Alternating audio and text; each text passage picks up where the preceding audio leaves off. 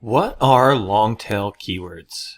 I get asked this question quite often, and it's pretty straightforward. There are variations of terms. So in this example, you can see there's like Facebook, iPad, jobs. These are going to be what we call head terms. Those are not long tail keywords. There's medium tail keywords, which is going to be something like Facebook page, iPad Pro, remote jobs, and you can see how much the traffic varies between these, with these being in the millions or hundreds of thousands and these being in the thousands or hundreds of thousands.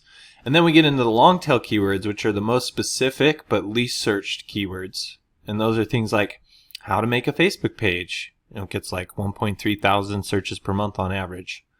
Or magnetic iPad Pro 12.9 case. It gets 40 searches a month. But something like that, if you ranked your website organically or were running ads on a term like magnetic iPad Pro 12.9 case, and you had a great product, there's a good chance if somebody searches that term and sees your website and your product that they're going to end up buying from you, right? So this really is sort of like a exponential growth curve here, where you have a whole bunch of terms where there's like billions of terms that have low volume, right? And then there's like millions of terms that have medium volume, and then thousands of terms that have tons of volume. These terms that have tons of volume are going to be really competitive. So trying to show up at the top of Google organically for a term like Facebook, iPad, or jobs would be next to impossible unless you have a ginormous marketing budget.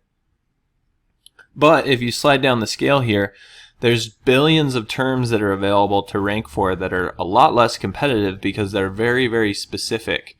And so the more you niche down and the more specific you get with the keyword, the fewer competitors, we'll say, there are out there that are trying to go after those keywords. Right? Because everybody just thinks, oh, I'll go after these big ones because they have tons and tons and tons of traffic. So that's why everybody talks about long tail keywords and how awesome they are, because they allow you to get tons of traffic that's highly relevant to what you are trying to sell, essentially, to put it bluntly. So let's take a look at an example. We can use this tool, SEMrush. If you don't already have an account, I'll leave a link below where you can get signed up for a trial. But essentially, you can come in here and you can just go to the search bar, put a keyword in, and click search. By default, it's going to take you to the keyword overview here when you do that.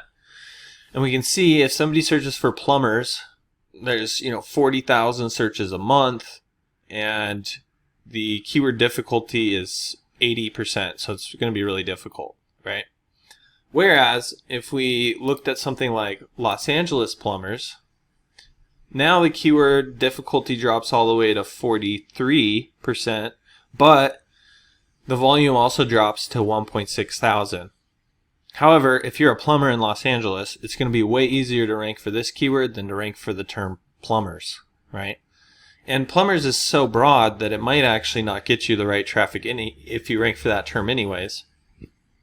And it can go even further, right? So this would probably be more like a medium tail keyword, but it's starting to suggest some long tail keywords to us down here. So we can take a look at one of these, like plumbers in Los Angeles, California.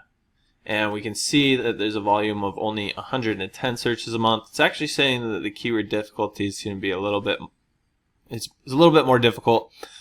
I always say take this number with a grain of salt because it's not 100% accurate. It just kind of is an estimate of what's happening.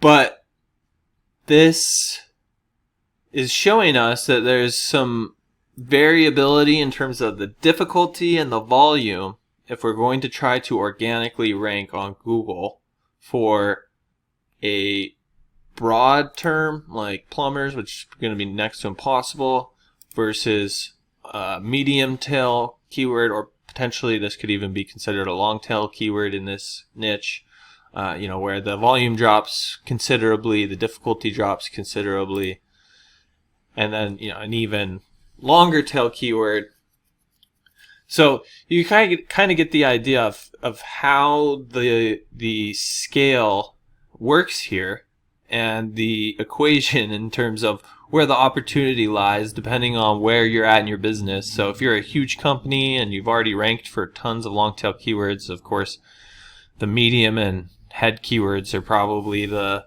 head terms are probably the ones you want to be going after next. But for most companies, most new businesses, and most companies in general, they're going to start focusing on long tail keywords first, get ranked for those organically, get their ads showing up for these terms initially, and then after that you can start working your way up here as you start to gain momentum. Then it becomes easier to start ranking for these other more difficult to rank for terms. Something like, Los Angeles plumbers. It gets a lot more search traffic, so it's probably got a lot more competition. And even something like plumbers or plumbers near me. So I hope you found that helpful. If there's anything you did have questions about in terms of what long tail keywords are, how they work, any of that, don't hesitate to reach out. You can just drop your questions in the comment section below, and I'll be sure to get back to them there.